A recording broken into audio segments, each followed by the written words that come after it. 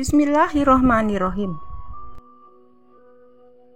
Peristiwa migrasi ikan salmon adalah migrasi ikan tahunan di mana banyak spesies salmonid yang biasanya menetas di air tawar dan menjalani sebagian besar kehidupan dewasanya di hilir di laut, berenang melawan arus ke hulu sungai untuk bertelur di dasar kerikil sungai kecil.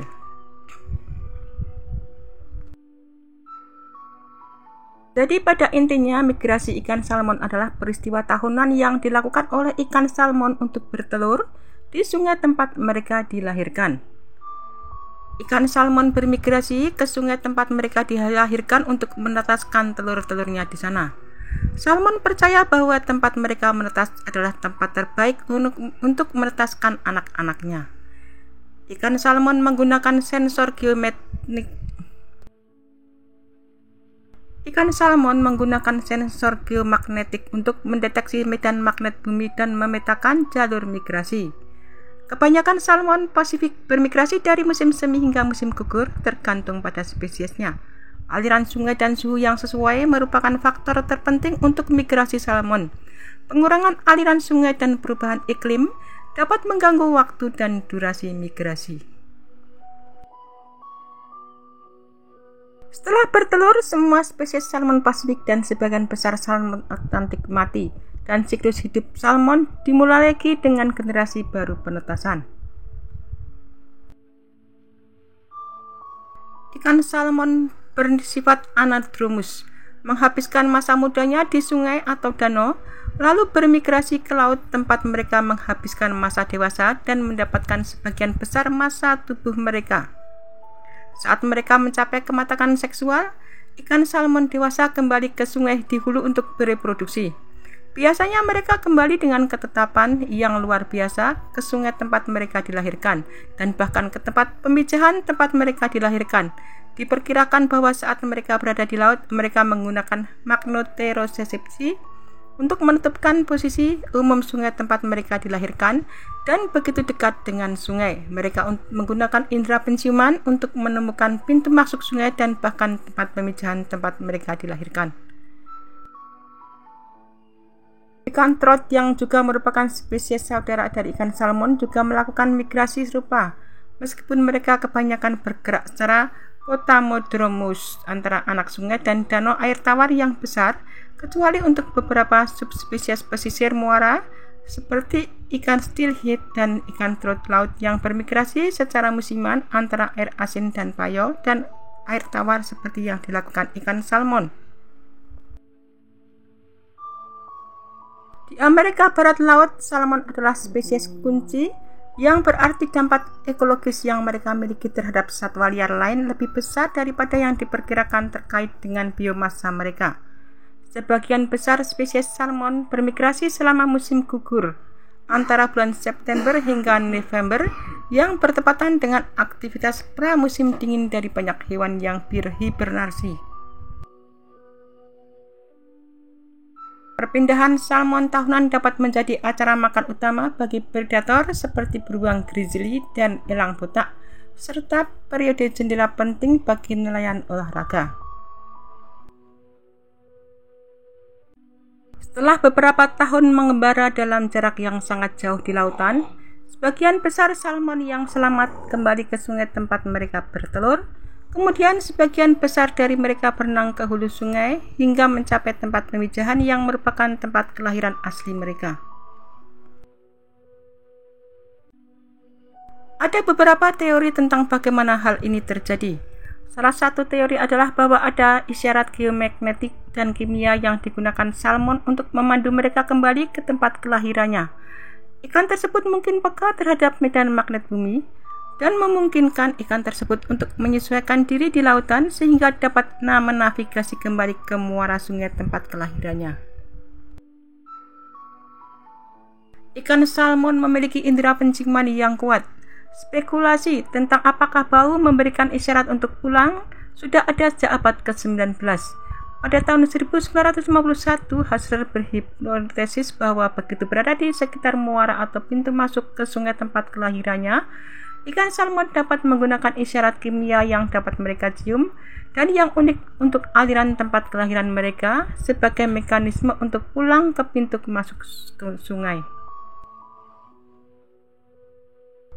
Pada tahun 1978, Hassler dan murid-muridnya menemukan bahwa cara ikan salmon menemukan sungai asal mereka dengan sangat tepat adalah karena mereka dapat mengenali bau khasnya. Mereka selanjutnya menunjukkan bahwa bau sungai mereka tercetak pada ikan salmon ketika mereka berubah menjadi ikan smolt tepat sebelum mereka bermigrasi ke laut. Ikan salmon yang pulang juga dapat mengenali bau khas di aliran sungai, anak sungai saat mereka bergerak ke atas sungai utama. Mereka mungkin juga sensitif terhadap feromon khas yang dikeluarkan oleh spesies yang sama. Ada bukti bahwa mereka dapat membedakan dua populasi spesies mereka sendiri.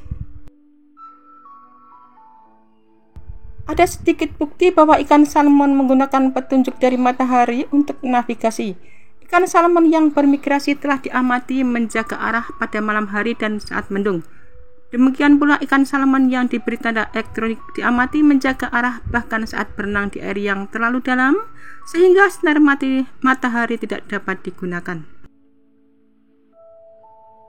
Ikan salmon memulai masa bertelurnya dalam kondisi prima, puncak dari perkembangan selama bertahun-tahun di lautan. Mereka membutuhkan kemampuan berenang dan melompat yang tinggi untuk melawan arus deras dan rintangan lain yang mungkin ada di sungai. Dan mereka membutuhkan perkembangan seksual yang lengkap untuk memastikan keberhasilan pemijahan di akhir masa bertelur. Semua energi mereka tercurah untuk perjalanan yang melelahkan dan transformasi morfologi dramatis yang masih harus mereka selesaikan sebelum mereka siap untuk acara pemijahan berikutnya. Perjalanan ke hulu sungai bisa melelahkan, terkadang mengharuskan salmon berjuang ratusan mil ke hulu melawan arus dan jeram yang kuat. Ikan salmon melewati air terjun dan jeram dengan cara melompat. Ikan ini pernah tercatat melakukan lompatan tertinggi setinggi 3,65 meter, sekitar 12 kaki. Ketinggian yang dapat dicapai oleh ikan salmon bergantung pada posisi gelombang berdiri atau lompatan hidrolik di dasar air terjun, serta beberapa dalam airnya. Istilah mortalitas respawn digunakan untuk merujuk pada ikan yang berhasil tiba di tempat pemijahan dan kemudian mati tanpa memijah. Mortalitas respawn sangat bervariasi, dengan satu studi mengamati tingkat antara 3% dan 90%. Untuk bertelur, salmon betina membangun sarang pemijahan, disebut ride, di riffle dengan kerikil sebagai dasar sungainya. Riffle adalah aliran sungai yang relatif dangkal di mana airnya bergolak dan mengalir lebih cepat. Telurnya biasanya berkisar dari orange hingga merah. Satu atau lebih jantan akan mendekati betina di rednya, menyimpan spermanya atau di atas telur-telurnya. Betina kemudian menutupi telur-telur dengan mengganggu kerikil di tepi hulu depresi sebelum pindah untuk membuat red lain. Betina akan membuat sarang sebanyak 7 kali sebelum persediaan telurnya habis.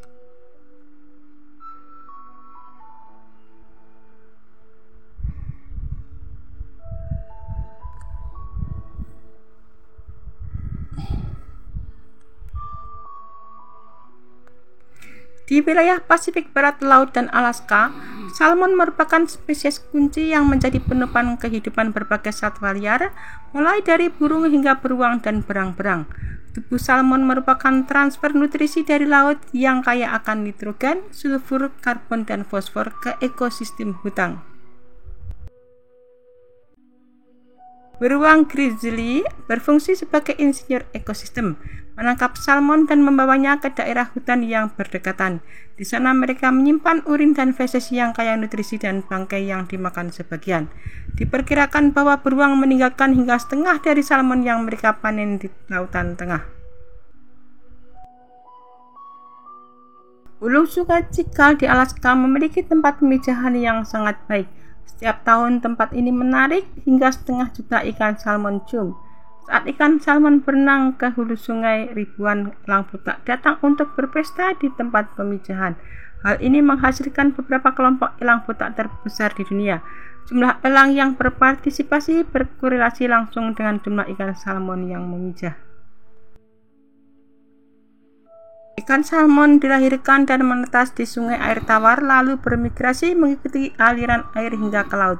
Mereka tumbuh besar dan hidup di laut, namun tidak pernah melupakan tempatnya dilahirkan. Bagi ikan salmon, tempatnya menetas adalah tempat terbaik juga untuk menetaskan anak-anaknya. Karena dirinya sendiri bisa menetas dengan baik, maka telur-telurnya juga.